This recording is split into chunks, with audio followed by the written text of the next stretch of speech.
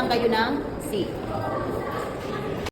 So yun na nga mga kabeshi, no? Dito tayo ngayon sa Central Hong Kong kung saan ay i-guide ko kayo patungong Cathay Travel. So ayan, pagkalabas nyo ng exit C Central, kaliwa kayo, wag kayong kumaliwa sa mga asawa nyo kung may mga asawa na kayo. Ha? So ano bang meron dito sa Cathay Travels mga kabeshi? So Cathay Travels offers the following products and services such as airline tickets, cruise package, hotel booking, theme park tickets, visa assistant, tour packages. O, diba? Fully packages talaga sila mga kabeshi. And legit po ito kasi meron po silang kumbaga lisensyado. Ha? Lisensyado. Huwag kayong yung mga paligit-legit lang ng mga travel agency, no guys, no? So dito, so in my own opinion lang din to mga kabeshi, no? Bakit ba kailangan natin mag-travel? Well, nasa ibang bansa tayo. Alam ko naman, hindi naman lahat ng mga OFW pare-parehong sinuwerte sa amo, tama? Pero kung ikaw may pagkakataong ka mag-travel, mag-travel ka, oy! Kailan mo pag gusto mag-travel, yung ugod-ugod ka na, di ba? Puro trabaho, magbigay din ng time para sa sarili mo. Deserve mo po yan. Alam nyo ba dito mga kabesh? Ang dami ko na rin na-interview yung mga nagpabook ng mga ticket, yung mga tour nila dito, no? Kasi may mga one-day tour. Di ba kasi pag once na day off mo, one day. So why not ilaan mo yun sa tour, no? So naiintindihan naman natin yung iba na may mga obligasyon talaga sa Pilipinas. Pero guys, no guys, huwag nyo naman pong pababayaan yung sarili ninyo. Give time for yourself. Kayo po yung nagtatrabaho. And later on, ikukwento nyo na lang yung mga bagay o lugar na nakita ninyo sa pinaghirapan ninyo. And deserve nyo po talaga yan. Deserve ninyo magpahinga. Deserve ninyong regaluhan ang sarili ninyo. Mga kabeshi, hindi lang ito dahil, ay gagastos na naman ako dyan kasi ang mahal ng ticket. Guys, pag gusto may paraan. Pag ayaw, ang dami niyang satsat niyan. Promise. Alam niyo, alam ko na may mga minimum salary naman talaga ang OFW. Pero pag once na pinaglaanan mo, pinag-ipunan mo, like for example, next month, merong China one-day tour, sasama ako. Ang gagawin mo, ipapaalam mo na sa pamilya mo, o eto ha, pwede ba ito magiging budget ko sa sarili ko? Gusto ko rin makakita ng China. Gusto ko rin makakita ng Korea. Gusto ko rin makakita ng Japan.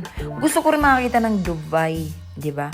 So pag-ipunan mo, kasi later on, kapag tumanda na tayo guys, no? Time flies. Lahat na magagandang lugar na nakita mo, hindi man natin malahat, pero at least nakapag-tour ka sa ibang bansa. Hindi ka lang puro trabaho. Lahat yan, promise, worth it. Ikukwento mo na lang yan. At yung ibinayad mo pang ticket, nako! Ang memories, ang good memories, hindi natutumbasan ng pera at hindi nababayaran ng pera. Ganun! And of course, pagkakita ninyo sa Queen Victoria Street, kaliwa ulit, dire-diretso, nasa 2 minutes walk na yan. Malapit na yan. Ayan si ate. Ko everywhere talaga ang ating. Ayan Queen Victoria Street, no?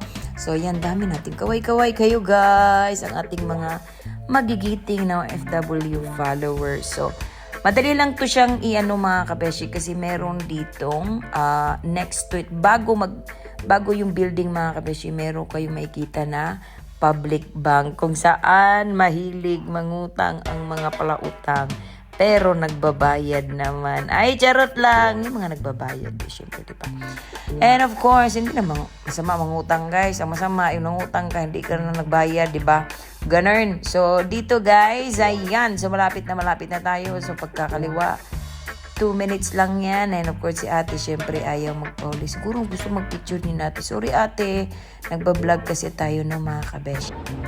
Ayan, sa public finance, may ganito, wala. So, ito po yung address niya, yung Shing Commercial Building, 18th floor. Yes, 18th floor.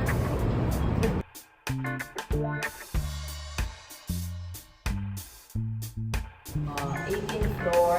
Yung makikita ninyo. And then just go, keep going straight. Sakay ka ng elevator. Alam mo, maglakad ka.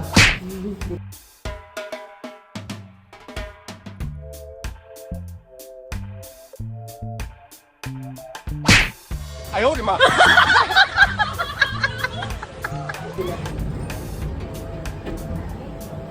Ito yung bubungad sa inyo dito, no, mga kabeshi. So, for more information po, mas maganda talaga actual kayo magtatanong. Meron silang mga website.